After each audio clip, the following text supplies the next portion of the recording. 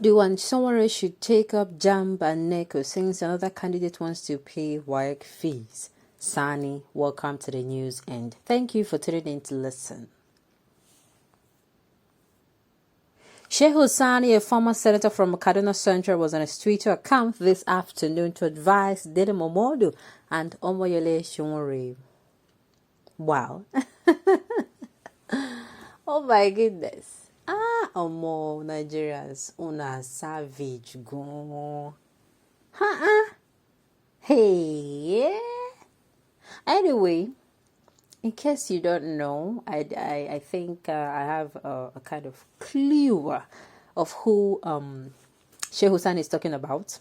A certain presidential candidate from the southwestern region actually came out and said if they vote for him, amongst all Nigerians' problem, amongst the insecurity in the region or in every region, amongst the decaying economy, amongst everything that is going south in Nigeria, that if he becomes the president, he will actually be paying Waec money. Like amongst all the problems Nigerians have, he's going to be paying Waec money.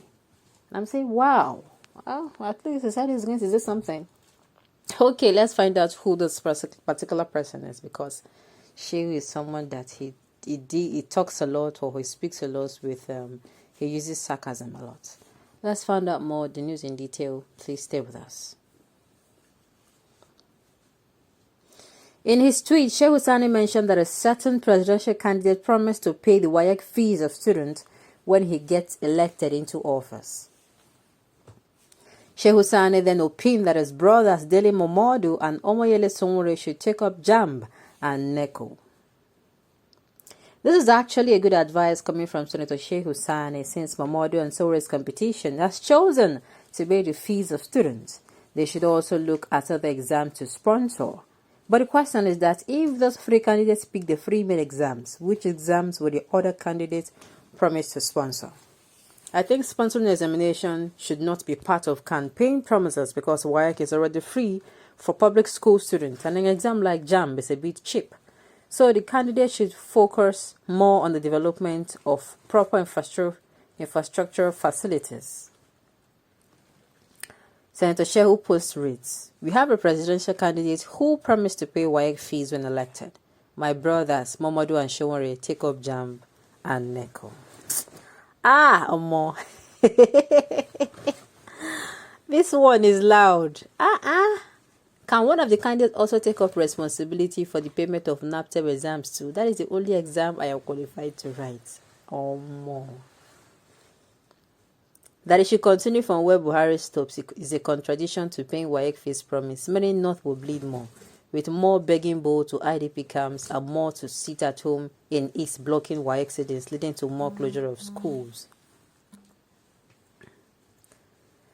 He says he will pay Waec fees, which means across the country, North, West, East and South. Now, in a country that is as large, multi-ethnic and heterogeneous as Nigeria, we are having somebody who, in the midst of the insecurity, nobody is coming out to say, oh, this is, look at, and the thing is, even if they come out to say it, we have heard these things for a very long time. Abinobi so.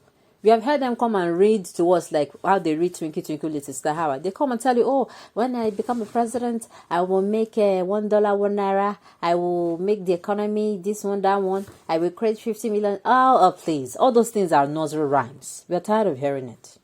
If you are not going to come and tell us that, okay, concerning Nigeria's economy, that you have studied Nigeria's economy and the policies we have been using, so country has used this policy, and they found out that it is not right for them, and that is why Nigeria has not been progressing, and you bring up policies that you've actually analyzed, you have made research on, and these policies are the ones we are going to be using, then you're going to tell us how, when you are elected, how you're going to be using those policies to solve a problem.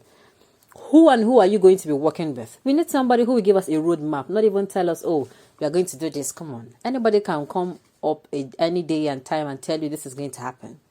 It is just like your little baby of 5-7 years telling you, oh, mommy, when I grow up, I'm going to buy you a car. Of course, that's how it sounds. You have to come out with a roadmap of what you're going to do. If you don't have it, I don't see you don't have anything to do with the presidency. Can the church say amen? Am I making sense? If you don't have a roadmap of what exactly you are going to do for Nigeria, let's say, for instance, okay, when it comes to infrastructure now, you are going to say, oh, the roads in Nigeria, you have noticed that, okay, when they build it for some time, most especially in even, is it Abia State, the governor of Abia State said it's because they pour hot water on the road. That is why the roads get spoiled. And I'm saying, wow, for a governor of a state to say that. You're going to come and say, okay, this and this is going to be happening infrastructure-wise. This particular company, you've noticed when you use them or when Nigerians use them, the roads are not durable, that you have made a research and these are the companies that are good. You know, give us things, like a roadmap. You know, when somebody actually tell you that they are going to build a building, then he goes and tell you the nitty-gritties of how the nail is involved, the painting of that building is involved, the bricklayers, you know, to assemble the block, the cement, the sand, till you start saying, if the person is telling you the story, you start seeing the building. The house is not there, but you'll be visualizing the building.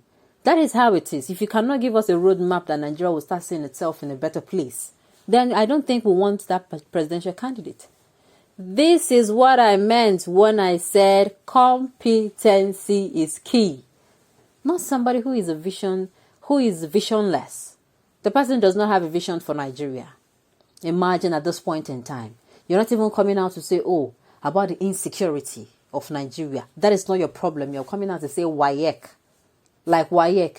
Okay, fine. After the children or those students now finish taking the exams, the Waec exams, and maybe they passed and they go to school and come out, why are they going to be working? We're not even talking about, you know, how you're going to be creating more jobs, how you're going to make sure you influence the private sector to create more jobs, and as well as the public sector. How did you even go to a place where in Nigeria somebody is not talking about anything good vision, and some people are clamoring behind him, some people are massaging his ego? Like sometimes sometimes in this country it is like some people are still sleeping on a bicycle. It seems like that. Some have woken up and say no. Some have told themselves the truth, even those ones that have been sleeping all these years.